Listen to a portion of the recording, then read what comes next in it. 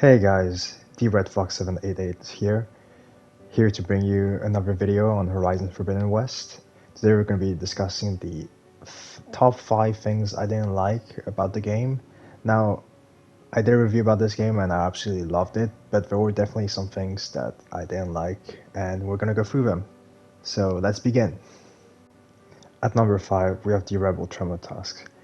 Now, I think this one is obvious, but I cannot say the amount of disappointment I got when playing the game, as I thought we were going to fight this machine several times and it could be found in the world passively, but unfortunately this isn't the case, as Guerrilla only put it once and we only get to fight it once, and I don't understand why, because it wasn't so much promotion for the game in the trailers where we got to see that amazing shot of the three Tremortusks like it was like in the Lord of the Rings movies, and they even put the statue of it in the Regalia edition, and I don't understand why Guerrilla did that, as I think it would have been an awesome addition.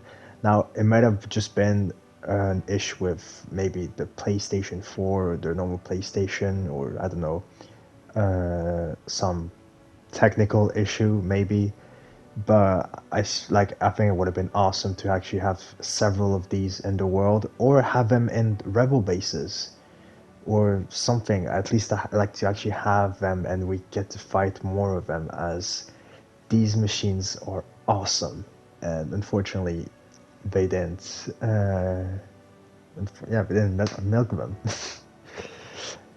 So Guerrilla, if you're listening, probably not, but please bring them back for the DLC or something. Like, I want to fight them again, or bring them in the arena. Like, I want to fight one again. Anyway, moving on. At number 4. Now, this one is a big one for me, and spoilers ahead if you haven't finished the game, or if you're still playing through it. But the fact that flying was spoiled by the game itself. Now, I was spoiled beforehand by the head of PlayStation, I'm pretty sure, where he posted a picture on Twitter of Aloy riding the Sunwing, and we kind of knew beforehand that it was probably going to be the case with some of the promotion that was brought on in the game, and also the fact that in Horizon Zero Dawn, flying was supposed to be a mechanic.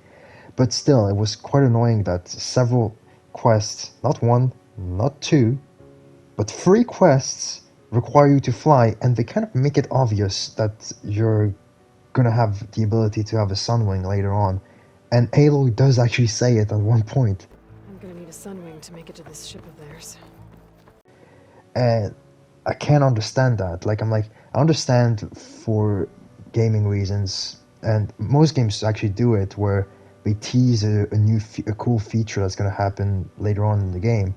But the issue is they're teasing a massive feature that everybody wanted, where we kind of knew we were getting it, but we weren't sure, and it would have made just the scene where we actually get the Sunwing a lot more enjoyable, I think, on my part. At number 3 we have the fact that we have no whistle ability, and I don't understand why Guerrilla didn't bring the feature back, as it was super useful for stealth. Let's move on. At number 2 we have the Phoebes quest, and the fact we didn't get to see Ted Faro. Instead we got to see this guy, because he's apparently Ted Faro, reborn, as he has his essence. And for his true heir, me. Yeah, right. Aloy knows what's up. Now, what was really disappointing is that we actually don't get to see Ted Faro throughout the quest, even though it was kind of teased throughout the quest that he might still be alive, and he is, even though he's now heavily mutated, and we do kind of get to see him in the hologram, but I kind of feel like they could have maybe implemented a boss fight, or even, like, it would have been kind of interesting to see Ted Faro seeing Aloy for the first time, because I think he would have freaked out thinking she's Elizabeth, and seeing Elizabeth, I think he would have freaked out and maybe attacked Aloy, tried to kill her. So it could have been a cool boss battle. Instead, we got the CEO. It's him. Which is also why I think we got to see the CEO's death, which, I have to be honest, was quite enjoyable.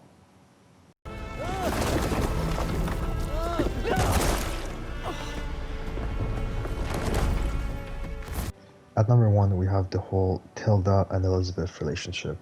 Now, I wasn't really a big fan of it, as we're told many things about Elizabeth throughout the games, but I did feel that from the information we got about her, this really didn't fit with her character in terms of her having a relationship with somebody. Now, my basis on that is on two quotes. The first one is from at the end of Zero Dawn, where Elizabeth tells Gaia that she didn't have any kids because simply she didn't have the time for it, and it was for the best. And the second one is this one. Color me confounded, Liz. How is it that someone like you, paragon, damn near saint, could love this world so damn much, but no one in it? I mean, have you ever even had a friend? Travis was wrong. Elizabeth was trying to make sure life had a future. She cared about everyone. I'm not so sure. The exceptional walk a path of solitude, Aloy, as you and I are well aware of.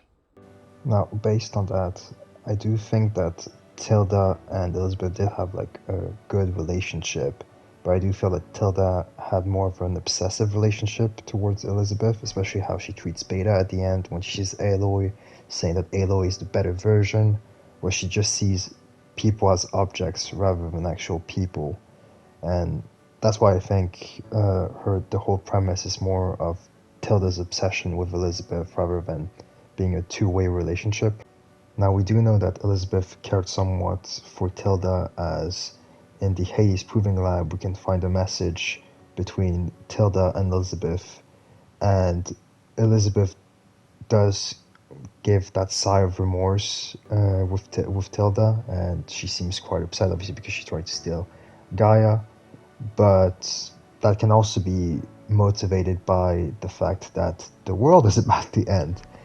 But yeah, I did feel that the way Tilda described their relationship, it didn't fit with how the character was presented to us in the story. But then again, Elizabeth was a very private person, and Guerrilla makes sure to present her that way, so who knows. Time to let go. Elizabeth sounded sad at the end. It was personal. Anyway, that's the end of the video. Thank you for watching, hope you liked it. Let me know what you think in the comments, whether you agree with me or not. And see you next time. Bye bye! Hey!